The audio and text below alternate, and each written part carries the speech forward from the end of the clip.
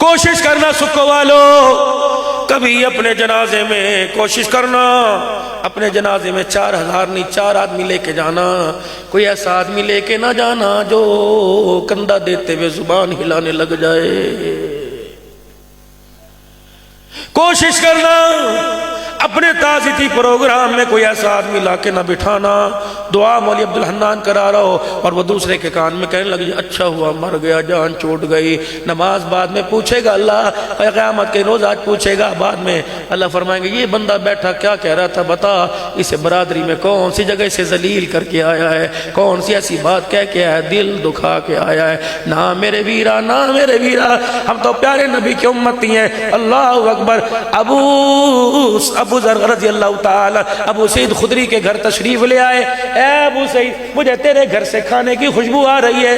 جی جی اللہ کے رسول کیا پکا رہا ہے؟ اللہ کے نبی بکری کا گوشت پکا رہا ہوں، فیورٹ ڈش آپ کی، آپ کو شانے کا گوشت یہ پسند ہے، میں شانے کا گوشت ہی پکا رہا ہوں۔ اللہ کے نبی بیٹھئے، بنا ہوا سالن 5 منٹ میں تیار ہوگا، آپ بیٹھئے دسترخوان لگائیں۔ اللہ کے نبی پیچھے پیچھے آگے، ہنڈیا میں چمچہ چل رہا تھا، آپ شوربہ سالن دیکھ کے فرمایا ابو سعید تو کھائے گا مجھے کھلائے گا؟ جی جی۔ اے ابو سعید اگر میں تیرے سے کچھ پوچھوں ناراض تو نہیں ہوگا؟ نہیں اللہ کے نبی۔ ابو سعید بتا تیرے محلے میں سب کے گھر سب چھوٹا گوشت پکا؟ کہا نہیں نہیں اللہ کے نبی یہ تو پتہ نہیں میرے گھر کے علاوہ کسی کے سبزی بھی پکی کہ نہیں۔ فرمایا کیوں؟ کبھی نماز پڑھ کے آ رہا تھا، وہ آپ کے ساتھ بھی میرے ساتھ آئے اور کہنے لگے ابو سعید دعا کر، 3 دن گزر گئے پیٹ میں کچھ نہیں گیا، کوئی تیرے گھر آئے تو مجھے دے دینا۔ آپ نے اچھا تیرے گھر گوشت پک رہا ہے اور بھی کوئی ہے؟ کہ 3 دن پہلے آپ نے فلاں کا جنازہ پڑھا تھا، اس کا گھر میرے ساتھ ہے، بیوہ یتیم 3 بچیاں بیٹھی ہیں، فرمایا تو چھوٹا گوشت کھائے گا؟ سامنے گھر کے اندر کہ کملی والے میری گھر والی سے دوپہر کہہ رہی تھی لگتا ہے تیرے گھر تیرا گھر والا کو سبزی لایا، اگر بچ جائے تو 1-2 روٹی مجھے دینا، ہم ٹکڑا ٹکڑا کھا کے گزارا کر لیں گے۔ ابو سعید کہتے ہیں پھر حضور کی آواز نہ نکلی، میں نے آمنہ کے لال کا مکھڑا دیکھا، پھر آنکھ بولنے لگی آنسو، میں نے کہا اللہ کے نبی کیا؟ فرمایا آج اپنی ہنڈیا پہ مجھے اختیار دے دے۔ میں نے کہا میں آپ کا، میری ہنڈیا آپ کی، میرا گھر آپ کا۔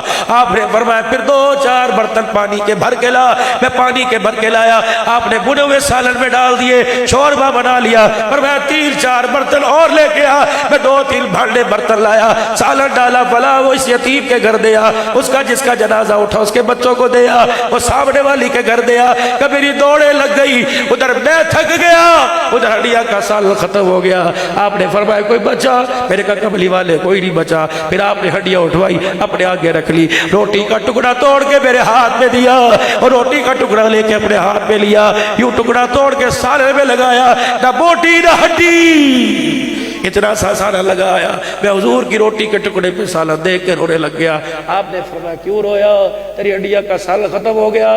فرمایا نہیں نہیں آج آپ نے مجھے میرے دسترخوان کو ہلاکت سے بچا لیا۔ فرمایا ابو سعید ایک بات کہوں کہ وہ سوکھی سی روٹی وہ لگے ہوئے بچے سالن سے کھا کے چلے گئے اور جاتے جاتے کہہ گئے ابو سعید میں کھاتا تو راضی ہو جاتا، تو پیٹ بھر کے کھاتا میں راضی ہوتا، شکر کر آج تیرے دسترخوان پر یتیم کھا گئے، بے بس کھا گئے، بیوہ کھا گئی، مسکین کھا گئے، قسم ہے اس رب کی جس نے میرے سر پہ تاج نبوت رکھا۔